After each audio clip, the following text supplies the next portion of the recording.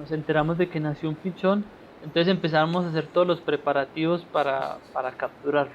No teníamos muchas esperanzas de lograrlo porque ya habíamos fallado muchas veces.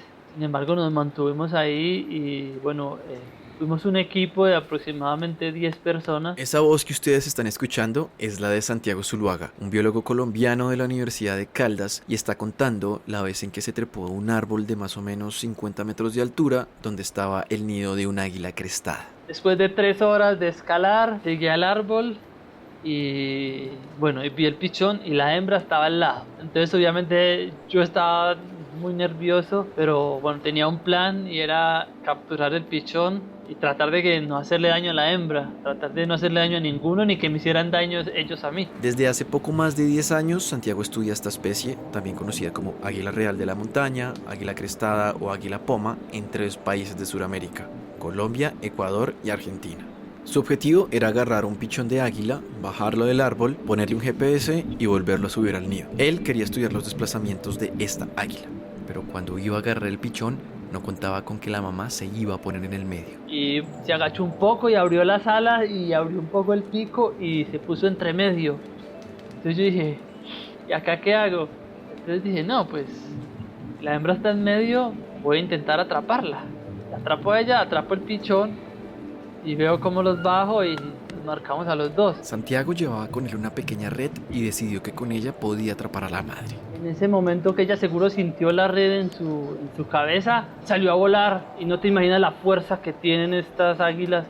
Yo sentí como si alguien me hubiera doblado la mano hacia atrás, así un poco. La madre se alejó unos 20 o 30 metros, según cuenta Santiago. La red no se supo dónde cayó. Y el pichón... Lo capturé. Yo siempre cargo como una mochilita para ponerlo ahí. Me comuniqué por el radio que ya tenía el pichón. Y bueno, como después de 4 horas bajé, ya los colegas que estaban abajo ya los habían picado los zancudos 3 o 4 horas seguidos.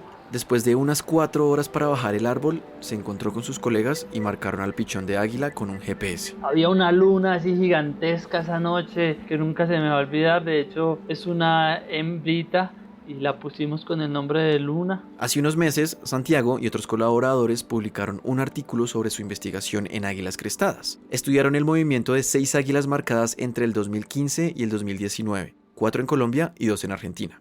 Este tipo de águilas son depredadores tope, o sea que están en la cima de la cadena alimenticia. Eso las hace muy importantes para los ecosistemas porque pueden controlar poblaciones de otros animales que están en niveles más bajos de esa cadena. Digamos, por hacer una analogía, es como el águila arpía, pero de la montaña, ¿no? Es una especie grande de águila que caza incluso monos o mamíferos grandes, silvestres, y digamos es un depredador grande, o más que el águila arpía se puede considerar como el jaguar del aire, pero además en la media montaña. Pesan entre 1,5 kg a 3 o 4 kilos, y la envergadura, o sea la distancia entre los extremos de sus alas cuando están abiertas, es de casi 2 metros. Además, es una importante depredadora en los cielos de Sudamérica, entre Venezuela y el norte de Argentina, y como muchos animales, necesita de los bosques para vivir. De hecho, durante el periodo de dispersión natal, que va desde los 7 meses de edad hasta sus 3 o 4 años, recorren largas distancias tras dejar su nido en busca de nuevos lugares para establecerse, vivir y reproducirse. Sin embargo, esta es una especie amenazada. Primero por la deforestación, que básicamente fragmenta y reduce su hábitat, y también porque es perseguida y cazada como venganza por comerse animales de las fincas de la gente. Esto es otro de los tantos conflictos socioambientales en el territorio. Entonces lo que nos preguntábamos era qué pasaba con los juveniles cuando se tenían que ir a buscar su propio territorio, cómo usaban estos lugares deforestados y cómo, digamos, lidiaban con esa deforestación, que era lo que les podía estar pasando. Para eso había que entender dónde se mueven, cuáles son los lugares donde prefieren estar y qué tan amenazada está el águila real de la montaña o águila crestada. Si usted quiere conocer más de esta historia de Santiago y de esta hermosa águila, no se despegue de Shots de Ciencia.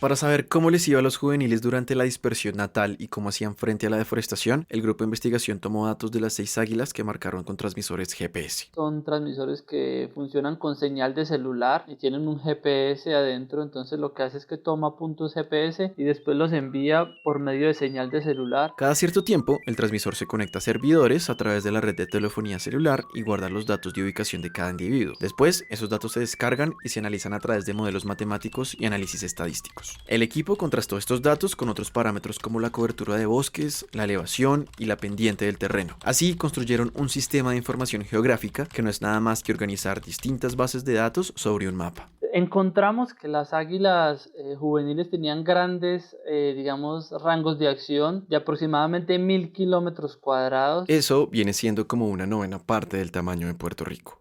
En Colombia sería un área similar a la que comprende el Parque Nacional Natural Puracé en la Cordillera Central. Dentro de esa gran área que menciona Santiago, había que ver cuál era la preferencia de las águilas. Aquí Juan Manuel Grande, investigador de la institución científica pública más importante de Argentina, el CONICET, también es profesor de la Universidad de La Pampa y es otro de los autores de este estudio. Nos parecía que era bastante previsible que, a pesar de ser capaz de moverse por esas zonas fragmentadas, los individuos tendieran a seleccionar áreas de bosque. Esa es la primera de las 3 hipótesis que el equipo pensó sobre la preferencia de las águilas para seleccionar un lugar. Otra está vinculada a las alturas en las que se mueve, que también están vinculadas a las zonas donde hay bosque, ¿no? En general. Ya que la mayoría de los nidos del águila se ha visto hacia los 2000 metros sobre el nivel del mar, pues no esperaban que las águilas se encontraran en las zonas altas de las montañas y tampoco en las más bajas, sino en una zona intermedia. Entonces también planteamos la posibilidad de que los juveniles utilizaran ese mismo rango de alturas. Y por otro lado, al ser una especie vinculada a las montañas, también consideramos que la pendiente podía ser una variable relevante. La tercera hipótesis era que esperaban que las águilas prefirieran zonas con una pendiente pronunciada o muy inclinada. Y en todo caso, después de analizar estos datos, esto fue lo que encontraron. Parece ser que efectivamente es muy importante para la especie el mantener los fragmentos de bosque en buen estado, porque es el principal hábitat que utilizan los juveniles cuando se dispersan. También esos bosques que se hallan en zonas intermedias de altura y en zonas de alta pendiente. ¿Pero por qué prefieren bosques que estén en estos lugares? Y la explicación aquí es porque son las zonas que no son aptas para el cultivo ni para la ganadería, entonces son zonas que se han conservado, no porque sean áreas protegidas, sino más bien porque para un humano llegar a estas áreas y deforestarlas no es tan fácil por el acceso. Y bajo ese panorama, pues las águilas encuentran un bosque que está sano. Otro de los aspectos que este estudio evalúa es la mortalidad. Durante el periodo de dispersión natal, parece que sí, que pueden lidiar con la deforestación y la fragmentación de su hábitat, pero la pregunta que queda es cómo les va a las águilas para sobrevivir. Desafortunadamente, los resultados no son alentadores porque... De las 6 águilas que marcamos, tenemos evidencia que al menos 4 murieron. Una de ellas fue tiroteada, le dispararon en Argentina, y las otras consideramos que tuvieron una suerte similar, aunque no tenemos evidencia de ello. Pero lo más probable es que sí. Otra investigación en la que también participó Santiago registró la mortalidad del águila crestada entre el 2010 y el 2020. Escuchen con atención estos datos. De 46 animales muertos, 27 recibieron disparos, 8 fueron capturados, de hecho uno de ellos para tráfico. 5 se electrocutaron en líneas de alta tensión, otra dicen que se estrelló contra un vehículo y a una más la hirieron con arma contopunzante. Para los que quedan, no se supo por qué murieron. La causa principal de muerte y captura de estas águilas fue en venganza por depredar gallinas, según los autores. Pero estos números toman más peso si se tiene en cuenta la historia de vida de esta especie. Pillen esto. En promedio, un águila crestada vive entre 20 y 30 años y se ha visto que los juveniles maduran hasta los 4. Adicionalmente, esta es una especie que solo tiene un pichón por cada evento reproductivo. O sea que, ella pone un huevo y de ahí sale un solo pichón. Y ese pichón después obviamente crece y se convierte en un juvenil y es el que después tiene que dispersarse a otro lugar a buscar un nuevo territorio. Las cuentas de Santiago a partir de sus observaciones son que una hembra intenta reproducirse cada año. Sin embargo, no todos los intentos son exitosos. Entonces si uno ve en el largo plazo, no sé, en 8 o 10 años, lo que encuentra es que en esos 10 años se reprodujo con éxito, ¿sí? 5 veces. Entonces básicamente tiene como un éxito reproductivo de un pichón cada 2 años, ¿sí? O de medio pichón cada año, ¿sí? Es decir, es un organismo muy vulnerable.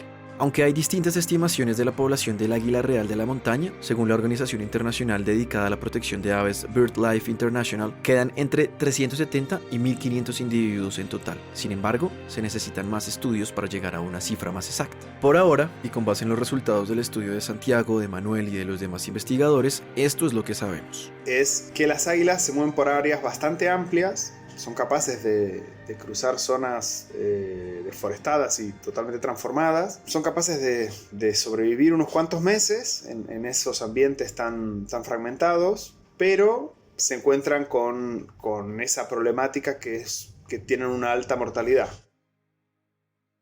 Una de las preguntas que les hice a Santiago y a Manuel fue por el número tan limitado de águilas marcadas, porque si recuerdan solo fueron 6, y si esto no podría tener algún efecto o algún sesgo en las conclusiones. Aunque para Manuel con más águilas se hubieran podido incluir más variables aparte de la pendiente, la cobertura o la elevación, él cree que estos resultados igual se soportan en la información que ya se tiene sobre esta especie. Nos parece que los resultados son sólidos en ese sentido, que son coherentes con la ecología de la especie, digamos. Por su parte, esto es lo que opina Santiago. Los pares, o sea, otros científicos decían como que el número es pequeño, pero cuesta mucho poder llegar a 6 águilas marcadas de esta especie tan rara y tan amenazada. Por esa razón es un estudio importante. De hecho, parte de esta limitación también se refleja en la posibilidad de tener más plata para adquirir más transmisores GPS. No solo para marcar a más águilas, sino para que sean en otras zonas del continente, como en las zonas bajas de los Andes que se encuentran con la cuenca del Amazonas. El problema es que para marcar águilas en el piedemonte andino-amazónico necesitamos comprar transmisores satelitales. Esos transmisores satelitales cuestan 3 veces lo que cuesta un transmisor GPS GSM, o sea. Este último fue el GPS que utilizaron en el estudio y aunque solo requiere una SIM card, pues no funciona sin redes de celular, mientras que uno satelital sí tiene cobertura global. Pero es una tarea pendiente, ¿no? Pero hay que conseguir los recursos, ¿no? Y para eso, pues obviamente necesitamos apoyo de otras instituciones que nos puedan apoyar en esa labor. Es cierto, todavía quedan tareas pendientes, como dice Santiago. Por ejemplo, una de ellas es saber qué le pasa a las águilas o cuál es su destino después de que se establecen en un nuevo lugar para reproducirse y para vivir. O simplemente ver cómo esta información, que sirve para saber más de la especie, también se puede traducir en acciones más concretas para su conservación. Pero ¿por qué hacer este tipo de estudios y por qué intentar conservar una especie como el águila crestada? Ustedes se han preguntado, pues, ¿qué pasaría si un águila como esta deja de estar? Después de la pausa intentaremos responder estas preguntas. Buenas, ¿qué onda? ¿Todo bien? Oigan, les queremos contar una cosa. Este cuento de la ciencia chache, la charladita y chévere, se está poniendo cada vez mejor. Sí, y queremos seguir hablando de ciencia, pero con ustedes. Porque sin su apoyo, pues este cuento no tendría mucho sentido. Por eso los necesitamos. Shots de Ciencia está en Patreon. O Patreon. Y esto es una plataforma en la que se pueden volver nuestros patrocinadores o sponsors y solo están a un clic de distancia. Sí, en patreon.com/shots de ciencia ustedes escogen con cuánto quieren ayudarnos mensualmente y ya está. Así que los invitamos a ver nuestro canal de YouTube y no olviden seguirnos en nuestras redes sociales, Facebook, Instagram y Twitter. Muchísimas gracias por su apoyo y brindemos por el placer de saber más todos los días. ¡Shots de Ciencia! Como vimos, las águilas en efecto pueden lidiar con la fragmentación de su hábitat y pasar de isla a isla de árboles en este océano de deforestación. El rollo es que se están exponiendo a que las cacen. ¿Qué pasaría si dejan de estar? ¿Por qué conservarlas? ¿Tiene sentido este tipo de estudios? Bueno, pues les voy a contar una historia, a ver ustedes qué opinan. En la India, durante la última década del siglo XX, la población de buitres pasó de ser de unos 40 millones de aves a apenas unas miles. Esta desaparición masiva se cree que fue por el uso de medicamentos para ganado. ¿Pero qué tiene que ver todo esto? Pues tal parece que cuando los buitres se alimentaron de cadáveres de vacas que habían sido tratadas con diclofenaco y otros medicamentos, terminaron por ingerir dosis que fueron tóxicas y que resultaron mortales. Esto provocó que en apenas una década especies de buitre que contaban centenares de miles de individuos quedan reducidos a unos pocos centenares y por lo tanto todos los servicios ecosistémicos que prestaban desaparecieron en un lapso de tiempo muy breve. En solo una década, el rápido declive de la población de buitres activó un efecto dominó por la cantidad de carroña de ganado que quedaba en el campo. Ante la acumulación de toda esta materia en descomposición, aumentaron las poblaciones de ratas y de perros salvajes, y con ello los casos de rabia en humanos, que era transmitida por la mordedura de estos perros. Entonces en la India llegó un momento que se morían 20.000 personas al año por rabia, unos valores que antes no existían cuando esos buitres estaban prestando esos servicios, ¿no? Al final, los buitres hacen un trabajo sucio pero muy necesario. Ese es el tipo de efectos que puede tener la desaparición de una especie. En este caso, la disminución de un ave tuvo implicaciones hasta en la salud pública. Piensen en los ecosistemas como un castillo de naipes. Sacar uno solo puede derrumbar una estructura estable. Otro ejemplo muy famoso es en Estados Unidos, pero al revés. ¿Cuáles serían los efectos de incluir depredadores tope en un ecosistema? En 1926, los lobos y los pumas fueron eliminados del territorio que comprende el Parque Natural Yellowstone. Eso hizo que aumentara la población de ciervos y con ello que cambiara la vegetación. Eventualmente se pusieron de acuerdo y dijeron, bueno, cacemos selectivamente a los ciervos, pero esa caza se detuvo en los 60. ¿Qué pasó después? Pues otra vez aumentó su población. Entonces, ¿qué hicieron? Bueno, en 1995 y en 1996 decidieron reintroducir a los lobos, los depredadores naturales del ciervo.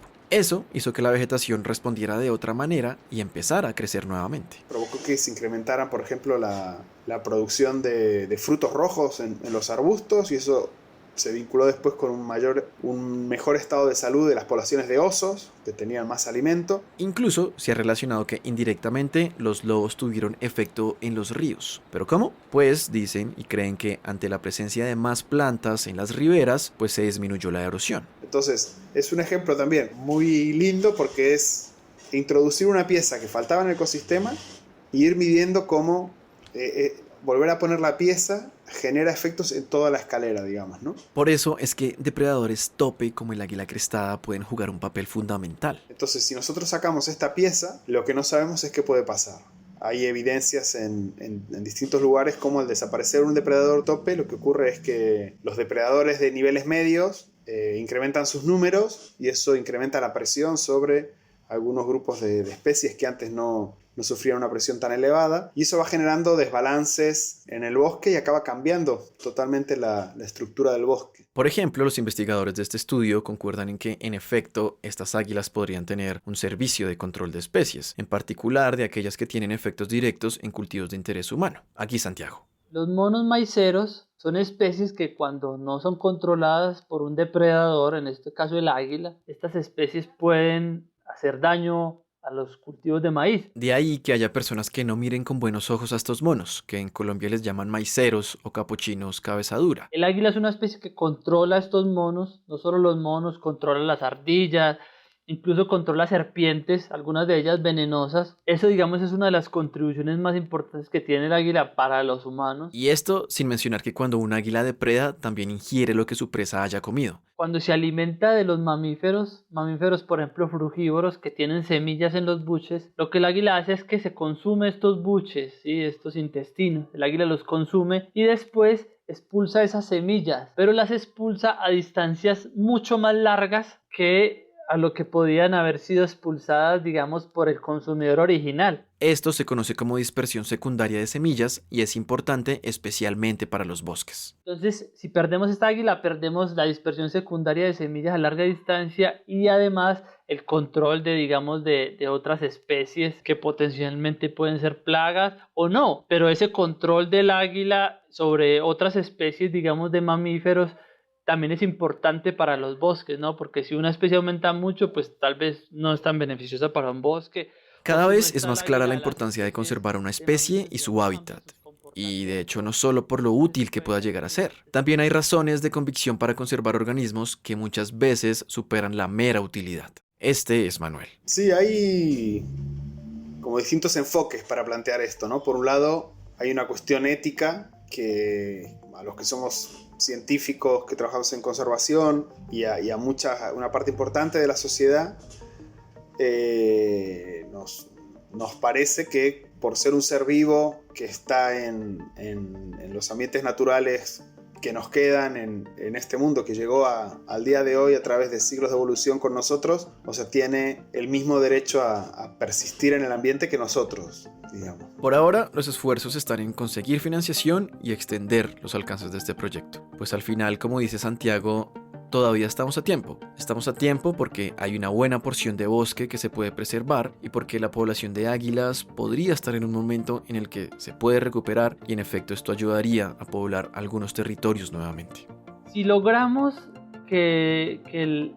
disminuir la mortalidad tan alta que está teniendo el águila, sobre todo en Colombia, debido a la persecución humana, la cacería humana, es probable que el águila, digamos, siga siendo viable como especie y siga manteniendo contribuciones importantes para las personas en los bosques montanos andinos tropicales y subtropicales. Eso depende de nosotros, ¿no? De que logremos conservarla, todas las personas que quieran apoyar pues, a la conservación de la especie.